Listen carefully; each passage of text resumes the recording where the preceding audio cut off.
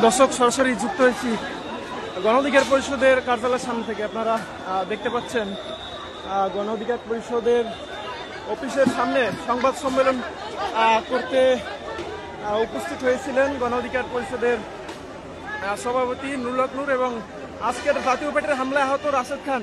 নুরুল হক নূর ভাই এবং রাশেদ খান ভাই এখানে সংবাদ সম্মেলন করবে। ঠিক এই মুহূর্তে পুলিশ সেনাবাহিনী সহ জাতীয় পার্টির এবং আওয়ামী লীগের নেতাকর্মীরা যৌথ হামলা করেছে। দেখেন এই যে আলরাজি কমপ্লেক্স গণ অধিকার পরিষদের অফিস, এটার ৩য় তলায় নিচে সংবাদ সম্মেলন করতে চাইছিল নূর ভাই, সেখানে এসে পুলিশ সেনাবাহিনী এইভাবে হামলা করে অভ্যুত্থানের নায়কদের উপরে। এই দেশটা মগের মূল্য হয়ে গেছে। দেখেন দেখেন কি অবস্থা।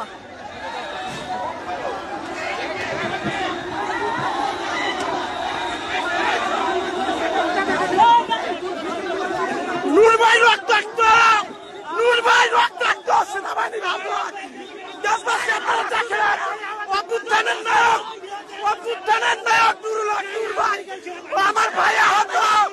এই পুলিশ সেনাবাহিনী রাস্তায় আপনারা দেখেন আমার ভাই অবস্থা।